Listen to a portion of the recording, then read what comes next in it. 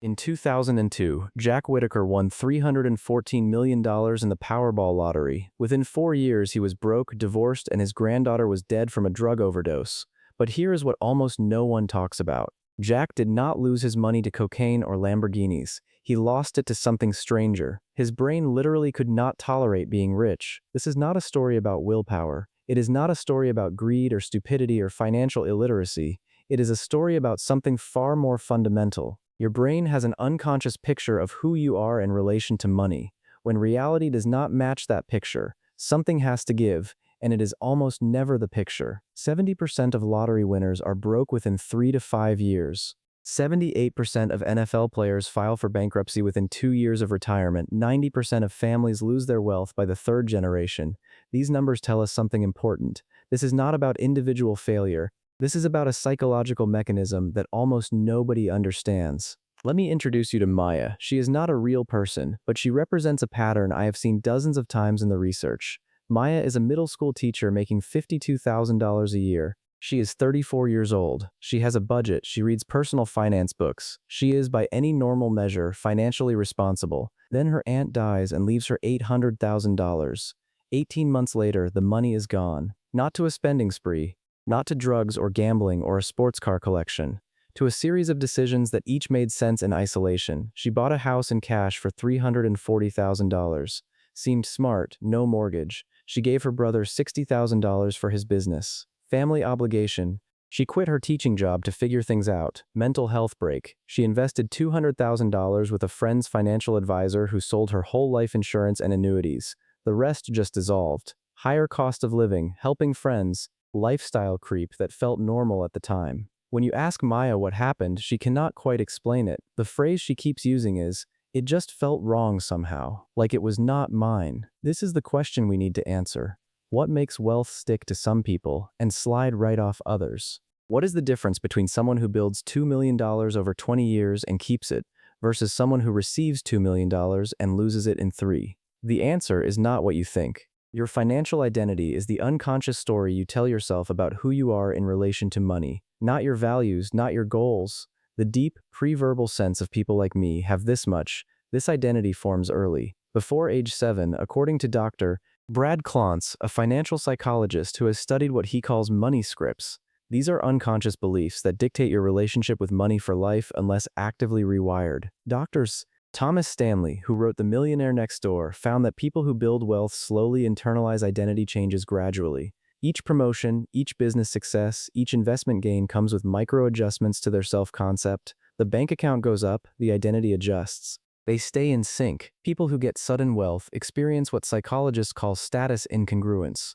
Your bank account says one thing, your identity says another. And when reality does not match identity, the brain has two choices: change identity, which is hard and slow and painful, or change reality, which is easy and fast and unconscious. Guess which one wins? Research from the Journal of Behavioral Economics found that windfall recipients show measurably higher financial anxiety than gradual wealth accumulators, despite having identical net worth. The anxiety correlates with spending rate. The more uncomfortable they feel, the faster they spend. Think about what that means. The money is not making them happy, it is making them anxious, and spending it is the relief. The brain treats sudden wealth as a threat to identity stability. Unconscious behaviors emerge to resolve the threat. Let me walk you through 3 of them. First, risk escalation. Sudden wealth recipients take bigger risks with money than gradual accumulators, not because they are reckless, because unconsciously, losing feels like returning to normal. The risk is not financial. The risk is staying someone you do not recognize. Second, generosity as identity preservation. Lottery winners give away money at 3 times the rate of gradual wealth builders, earning the same amount. Why? Because I am the kind of person who helps people as part of their pre-wealth identity. Saying no feels like becoming someone else. Every yes is proof they have not changed. Third, lifestyle expansion as reality testing. The spending is not about greed. It is about testing whether this new reality is really you. Every purchase is asking, am I the kind of person who has this? When the answer feels like no, guilt sets in, and often spending increases to numb the discomfort. Evelyn Adams won the New Jersey lottery twice. $5.4 million total in 1985 and 1986. By 2001, she was living in a trailer, broke. Her quote, "I won the American dream, but I lost it too. It was a very hard fall. It is called rock bottom. What happened? She gave constantly to people who asked. She gambled, mostly slot machines, which is a known self-soothing behavior. She did not invest in things that felt too fancy for her. Every financial advisor she hired, she eventually stopped listening to because their advice felt like someone else's life. The money did not match who she understood herself to be. A UK study found that lottery winners spend 51% of their winnings in the first year. Business sale recipients, people who built the business themselves, spend 14%, same amount of money. Completely different psychological relationship to it. Here is what gradual wealth building creates that windfalls skip entirely. First, decision-making repetitions. When you build wealth slowly, you make thousands of small financial decisions. Each one is practice. Each one builds the neural pathway of I am someone who makes good money decisions. Windfall recipients go from making $50,000 a year decisions to $5 million decisions overnight. No practice, no repetitions, no foundation. Second, social circle evolution. Gradual wealth builders naturally shed friends who do not grow with them and acquire friends at new income levels. It happens organically over years. Windfall recipients still have their old social circle, but now with a wealth gap that creates guilt, resentment, and constant requests for money. They have not built the peer group that normalizes their new financial reality. Third, identity integration. People who build $1 million over 20 years have 20 years of evidence that I am someone who creates wealth. That story is integrated into their self-concept. It is part of who they are. Windfall recipients have zero evidence. In their story, wealth happened to them not because of them. They are the character it happened to, not the protagonist who made it happen. Wealth without the psychological infrastructure to support it is not wealth. It is a loan your brain intends to repay by returning you to familiar ground. The Williams Group studied family wealth and found that in families where wealth was inherited, 90% lost it by the third generation. In families where each generation built new wealth, the retention rate increased to 70%. The difference was not financial literacy, it was identity continuity. Each generation had evidence they were wealth creators. Let me take you back to Maya for a moment, because there is something she never told anyone. Every time she looked at her bank account, she felt sick, not happy, sick.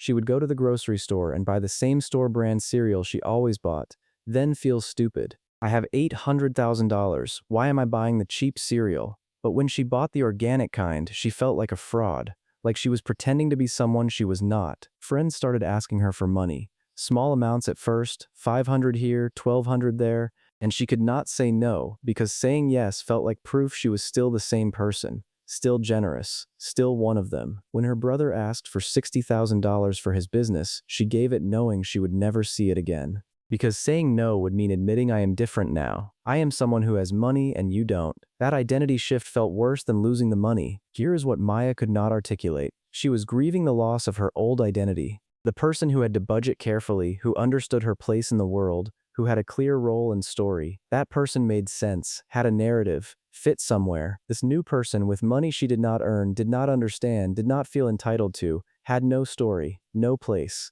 no script for how to be. The average American making $52,000 a year would need 15 years of saving their entire income to accumulate $800,000.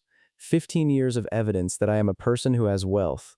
Maya got it in an afternoon from a lawyer's office. Her brain had 15 years of identity formation to catch up on, but the money would not wait. Here is the thing almost no one says out loud. Wealth is not actually about money. It is about who you believe you are allowed to be. The reason gradual wealth sticks is not because people earned it in some moral sense, it is because they earned the identity shift. Every dollar you build yourself is evidence. Evidence that you are the kind of person who makes good decisions, who solves problems, who creates value, who deserves to keep resources. Windfall wealth skips the evidence. It gives you the money but not the story. And without the story, your brain cannot file it, cannot integrate it, cannot believe it is supposed to stay. You do not lose sudden wealth because you spend it. You spend it because you need to lose it to become yourself again. This is not a moral judgment. This is a description of how human psychology actually works. Your identity is the most protected thing your brain has. It will defend your sense of self more fiercely than it defends your bank account. When the two come into conflict,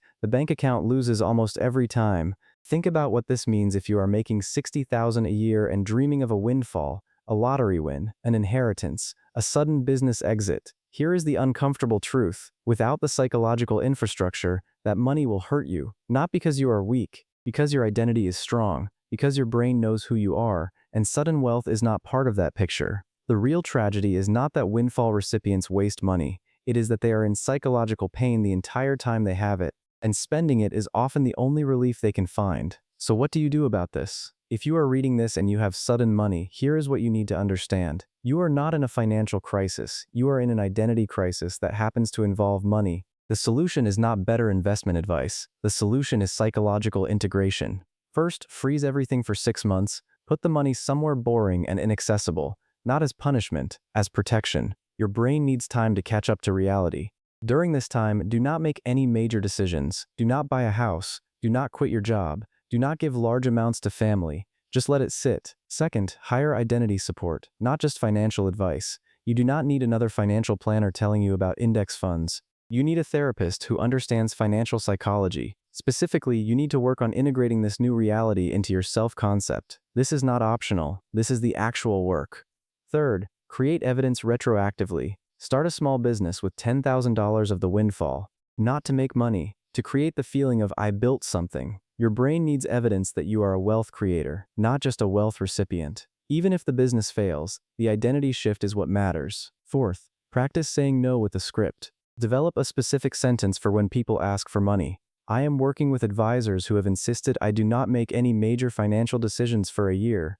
I have put controls in place so I literally cannot access it right now. This protects the money and protects your identity as a generous person because you are not saying I do not want to help you. You are saying I have built a system, but here is what matters more. If you are not a windfall recipient, if you are building wealth gradually, recognize what you are actually building. Every time you make a good financial decision, you are not just saving money, you are building evidence of identity. Every time you delay gratification, you are not just being disciplined, you are creating proof of who you are. Every time you invest instead of spend, negotiate a raise, start a side income stream, you are accumulating the psychological infrastructure that makes wealth stick. The slower you build it, the stronger it becomes. Not because slow is morally superior, because you are not just accumulating dollars, you are accumulating proof of who you are. This is the paradox. The people who fantasize about windfalls are often the people least prepared to handle them. The people who build slowly are developing something far more valuable than money. They are developing the identity that can hold money.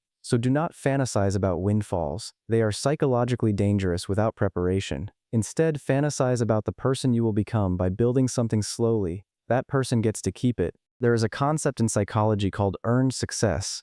It is the idea that achievement you work for creates happiness in a way that unearned rewards do not. But it is deeper than happiness. Earned success creates identity integration. It creates the story your brain needs to make sense of your reality. When you build wealth gradually, every increase comes with a story. I got promoted because I worked hard on that project.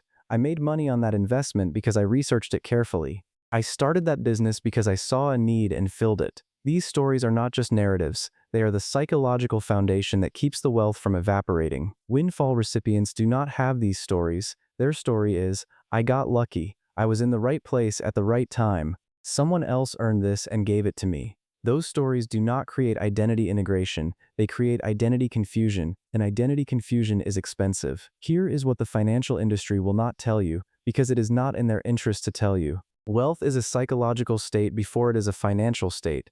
The number in your bank account matters less than the story in your head about why that number is there and whether you deserve to keep it. This is why financial education alone does not work. You can teach someone about compound interest in index funds and tax-advantaged accounts, and if their identity says people like me do not have wealth, none of it will stick. The knowledge will not translate to behavior, because behavior flows from identity, not information. The most important financial decision you will ever make is not what to invest in, it is who to become. Because who you are determines what you keep. If you are building wealth right now, slowly and deliberately, you are doing something far more important than you realize. You are not just building a portfolio, you are building a self-concept that can sustain that portfolio. You are creating the psychological infrastructure that makes everything else possible. And if you are frustrated by how slow it is, understand this: the slowness is the point. The slowness is what makes it permanent. Every month you stick with it, every year you stay consistent, you are reinforcing the identity of someone who builds wealth. That identity is the asset. The money is just the proof. Remember Jack Whittaker from the beginning, the lottery winner who lost everything. In interviews before he died, he said, "I wish I had torn that ticket up." He was not talking about the money, he was talking about the identity crisis. Because here is what the financial system does not tell you. Wealth you have not earned the right to hold will find a way to leave. Not because the universe is moral, because your brain is consistent. It will always return you to the story you believe about yourself. Always. The only way to change your financial reality permanently is to change your identity first. That is not a platitude. That is neuroscience. Your brain has a picture of who you are. That picture was formed early, reinforced constantly, and defended fiercely.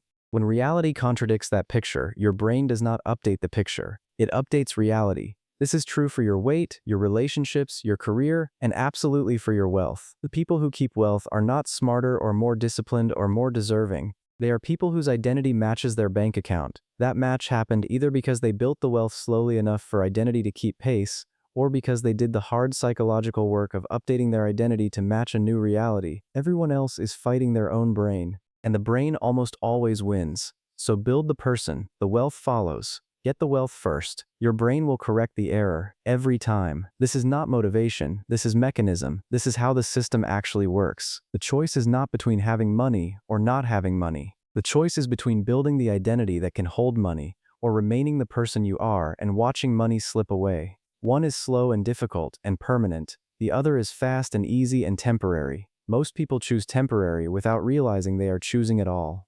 Do not be most people.